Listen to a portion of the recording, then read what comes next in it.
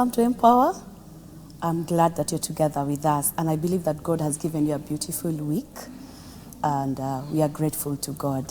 My name is Beatrice Chuchu.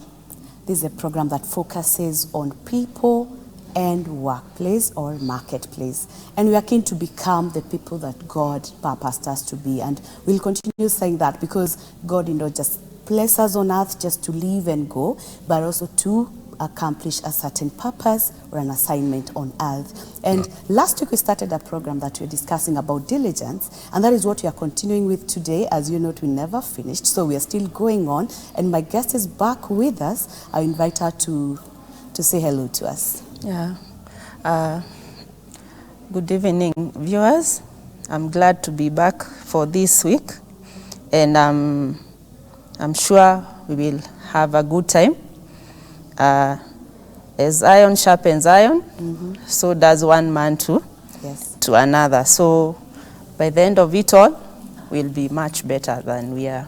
Okay, thank you so much. Welcome, Martha. Yeah, thank you. For those who have joined us today, maybe you didn't watch us last week, Martha is an entrepreneur. She's also a minister of the gospel, and we are blessed to have her back today. And last time we went, before we couldn't finish our conversation, and we are looking at Proverbs 22 verse 29 before we finished on diligence, our introduction of diligence last week. And I think we need to start from there because we're not, there's something that we needed to note. And we are looking at the Message Bible definition of diligence, how Message Bible presents Proverbs 22 verse 29. And it was saying that observe people who are good at their work, skilled workers are always in demand and admired. They don't take a back seat to anyone. Yes. I loved that verse from the Message Bible, the way it brings up this. And there are things that I need us to look at. People that are good at their work. Because I think every employer, every customer, employees, you need to, we're looking at people who are good at what they do. Yes. Because if I'm an employer, I'm looking at an employee who is good at what they do. If I'm a customer, I'm looking at someone who is able to provide what I'm looking for, or even to give me the service the way I desire. So here it says that they are good. And what happens to these people? They are skilled. And one thing that came out very well on the Message Bible is that they are always in demand. And admired. Demand. What did you say about this? Because this is very heavy. I love that. I love that translation. Because it brings it out the way it should. That they are good at what they do. So for me, as an employee, and I'm looking for somebody to hire. You as an employer. As an employer, and I'm looking for somebody, for an employee to hire. I will always go for the best. For the best. The top. The creme. Ile ya juu kabisa. So, if you are good at what you are doing, that means you have really worked on yourself. And you are standing out. And that's why it is saying, okay, me, I'm looking for the best. You are looking for the best. The other person is looking for the best. The other one is looking for the best. So these people, and because they are not many, because many of us, we get tired somewhere.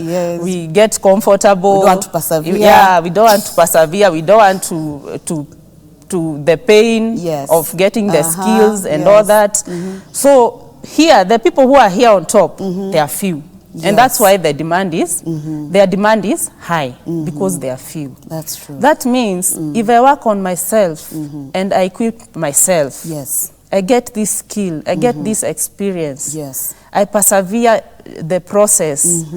I pay the price. I persevere the pain. I will not lack something good.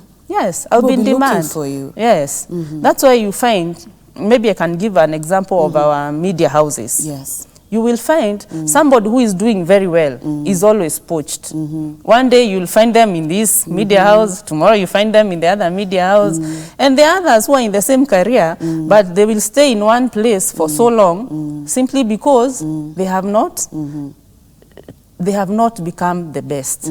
So we should all strive to be the best, so that we will always be in demand. Wow. Yes. And then the other thing that talks about is they're admired. Yes. Definitely. Yes. Everybody admires. Why they are being poached is because they are being admired. Yes. Somebody is saying, Beatrice is doing a good job. Yes. I would love her to be in my company. Yes. So they're admiring you. They're admiring. Yes. You're right. And then the other thing is, what I also loved, you see some version says they will not stand before unknown men.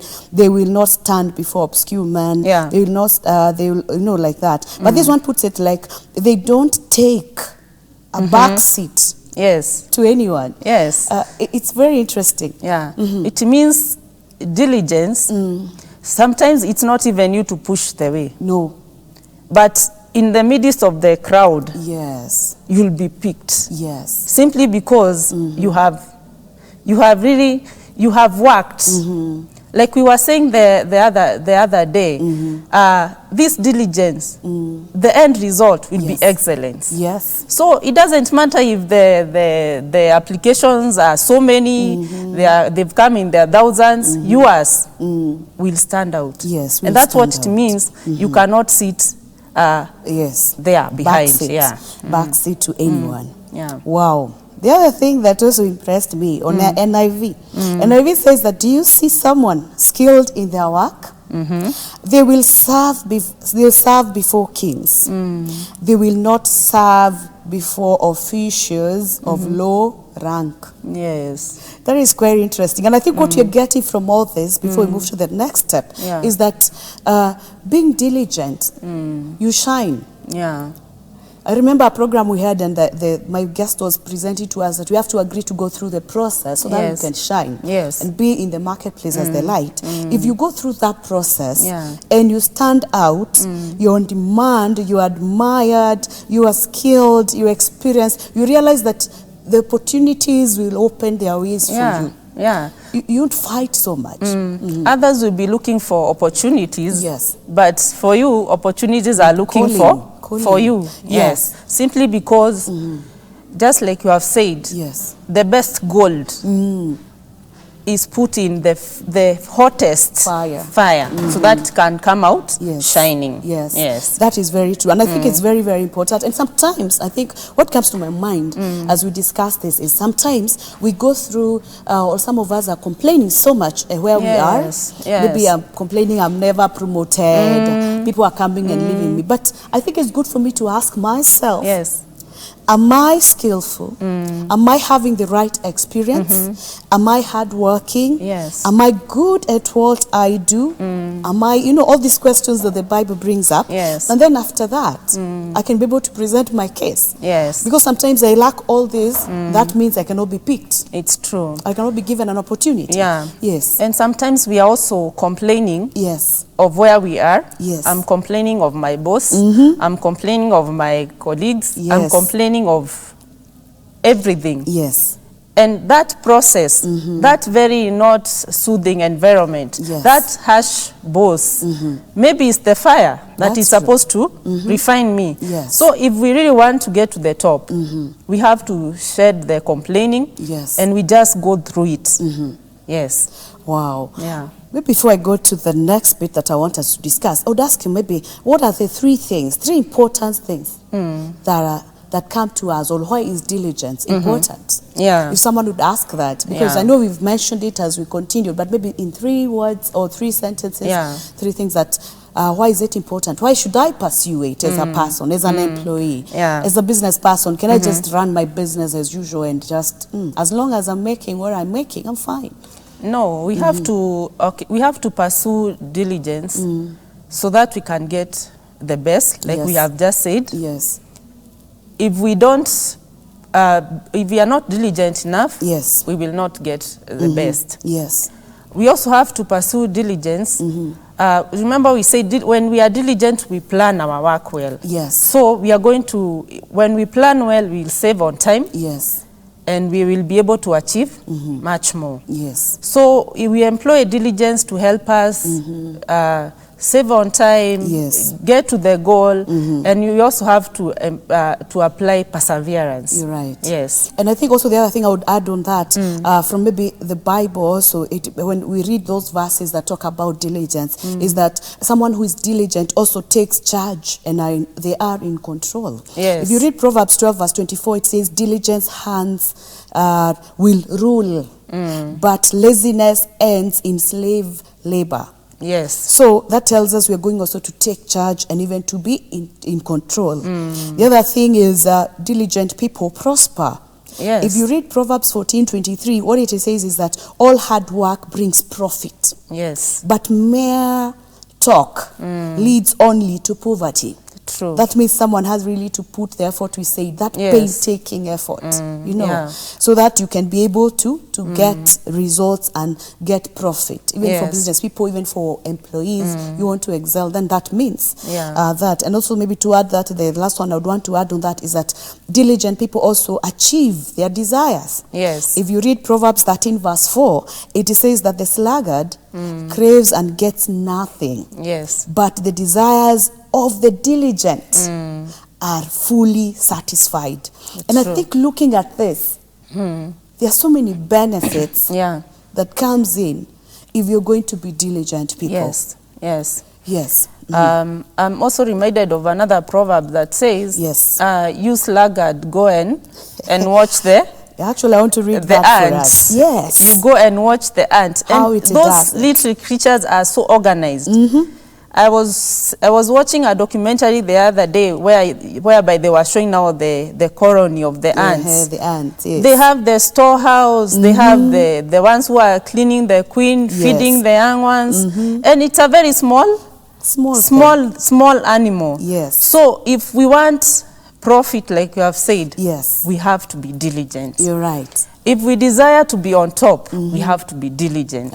We cannot be lazy. Here you don't want to work and you don't want to work smart, then you expect to be on top there. And it's very unfortunate that most of us don't want to give more, don't want to give themselves, don't want to become better by building their capacity. Yet we want to be the stars. It's not possible. And when we don't get it, we start complaining. Of course. We start calling people names. Yes. And it's us who are failing on it. It's us who are failing. Wow. I know we don't have much time before we take a break, but I want us to move to the next one. I want to read this because that is where we'll start after the break. What you have mentioned, Proverbs chapter 6, from verse 6 to 11. And the Bible says this, that go to the ant, you sluggard. Consider highways and be wise, which, having no captain, overseer, or ruler, provides her supplies in the summer and gathers her food in the harvest. Then it asks a question in verse 9. How long will you slumber, O sluggard? When will you rise from your sleep? Verse 10, a little sleep, a little slumber, a little folding of the hands to sleep. Verse 11 says, so shall your poverty come on you like a prowler, and you need like an armed man.